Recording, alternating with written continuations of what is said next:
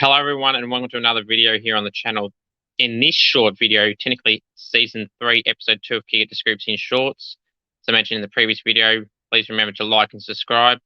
We're on the road to 2k. As of this recording, we're 11 away from 2k, so go hit that sub button and hit the like button. I really would appreciate it.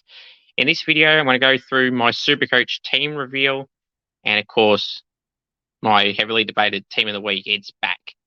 Technically it was back twice, but I could have recorded a third time's the charm, they say. Okay, now it's time to go through my round 1 AFL team of the week. From the back line in the pockets, we've got Jack Sinclair and John Noble. Fullback, Brennan Cox. Back line, Nick Dacos and Harry Sheasel. Centre half back, Jerry McGovern. Wingers, Chad Warner and Stephen Cornelio. Centreman, Jordan De Goey. The flankers in the half forward line, Cozzy Pickett and Toby Green. Centre half forward, Ben Brown. Forward pockets, Bo McCreary and Junior Rioli. And full forward, Nick Larkey. Oh, that's the wrong graphic, Scoops. There we go. And then we go for the ruckman. Jared Witts is the ruckman. Well deserved. We'll get through explanation shortly. Rovers, Luke Davies-Uniacke and Tom Green. Bench, Jason Horne-Francis, Clayton Oliver, Darcy Parish and Max Gawn. Emergencies, Luke Shuey, Tim Taranto, Luke Ryan, Hayden Young and James Sicily. Now, reasons for, we're going to go all the way back to the top. The reasons for Jack Sinclair and John Noble were pretty obvious. John Noble was a key part for the Pies getting the win, had 27 possessions off the half-back line to super spot. There was very important with his running carry as well. Jack Sinclair, likewise, was the best on ground for me for the Saints. Ultra reliable, silky ball use. He's got footy smarts, which not many players have, and he has good decision making as well. So he was in around 30 possessions as well. Brennan Cox had about 22 marks. I mean, has to go unnoticed. Can't go unnoticed.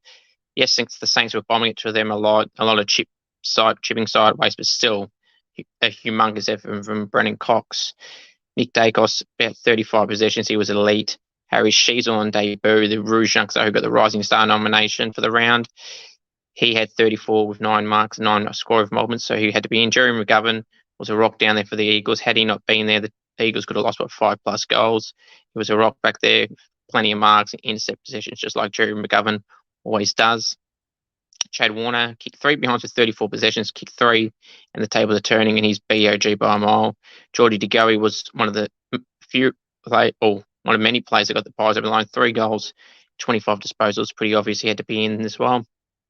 Stephen Cornelio was one of the few players that got the comeback for the Giants, with Cornelio, Toby Green and Tom Green led by those 3. The sole reason they came back with that big victory with players down. Whitfield, Kelly, Ware was injured and Perryman was injured straight away start of the game. So great effort from Stephen Cornelio in particular, along with those 2 other guys I just mentioned.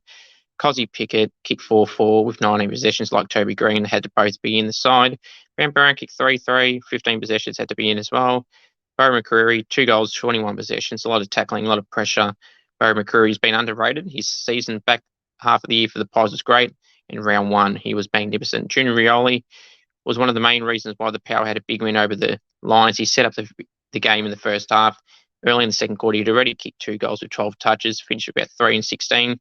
Deserved spot in the team for sure. Nick Larkey kicked 6 and the Roos won by 5 points. So he obviously had to be in the team. And go back to the ruckman. Jared Witts had 25 disposals. My man Wittsy, he had 25 possessions with 51 hit outs, so he definitely had to be in the team. Davies-Uniacke had about 35 possessions, deserved a spot. Tom Green was BOG. With an with 35 plus 37 possessions, I think it was, about 16 contested possessions. Horne-Francis, I could have put in the team, but the guys on the field were just a bit better, or much better. He was pretty good, having about 26 possessions, a lot of contested possessions, score of moments alike. Clayton Oliver, again, midfielder was awesome, 33 possessions. But I feel the midfielders on field were a tad better. Darcy Parish was good also, 37 in the goal. Could have easily been in the team, but Tommy Green and David LDU were the ones keeping him out. And Max Gawn, I normally don't like putting 2 ruckmen in, but his game as a ruck and playing up forward a little bit, it had to couldn't go unnoticed. 2 goals, 21 touches, 21 odd hit outs, had to be in the side. Luke Shuey and Tim Taranto are the next best mids, and then two halfbacks, Luke Ryan and Hayden Young, even though Luke Ryan does play as more of a key defender at times when he's much smaller than a key defender's normal size, but completely underrated game as well. Hayden Young as well, 30-odd touches. Sicily, the Hawks' best player by a country mile, one of the only Hawks that turned up in the second half. So that is my reasons for my AFL Round 1 team of the week. Now, I'm going to reveal my SUPERCOACH team in this video. So we go through the team now.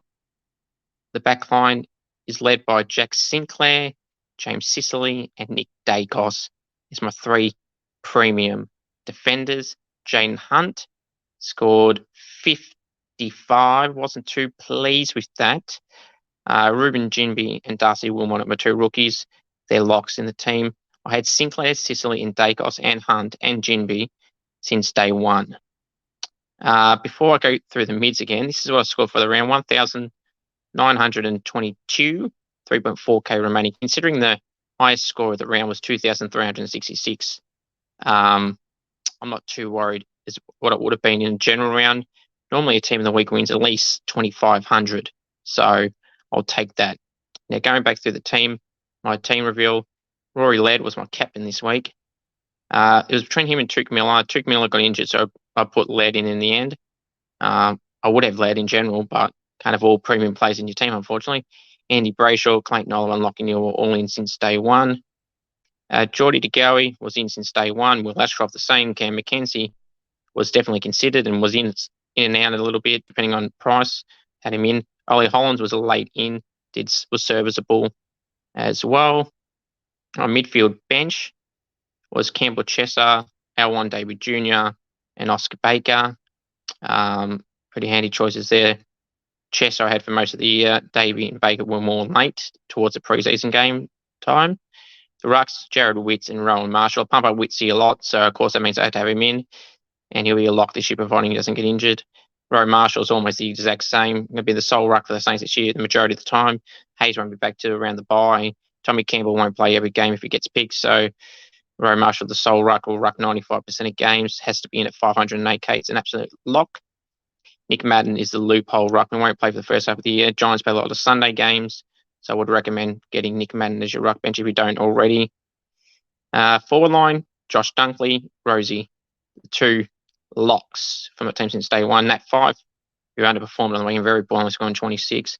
Harry Sheasel, Filippo, my man Mateus Filippo, Youngstar, and Fergus Green. I had those first five: Dunkley, Rosie, 5, Sheasel, Filippo, since day one, since SUPERCOACH opened. So for Greeny, came in during the preseason games. So did Noah Long and Anthony Caminti. Long and Caminti are the bench players. Leave your thoughts on my team. Any SUPERCOACH advice you want. Just remember, I normally finish in the top 5% every year. Won the round 5 AFL team of the week. Won the good old 2K. Round 5 of season 2022. Scoring 2,577. I hope you guys enjoyed these short videos. Kick It to Scoops is back next Monday night at 7 p.m. Hopefully all going well in a full episode. But I hope you guys enjoyed these shorts. What do you think of them? Do you like them? Do you don't like them? What are your thoughts on them? Remember, hit the like button. Subscribe to the channel if you haven't already. Until the next video, guys, thank you and take care.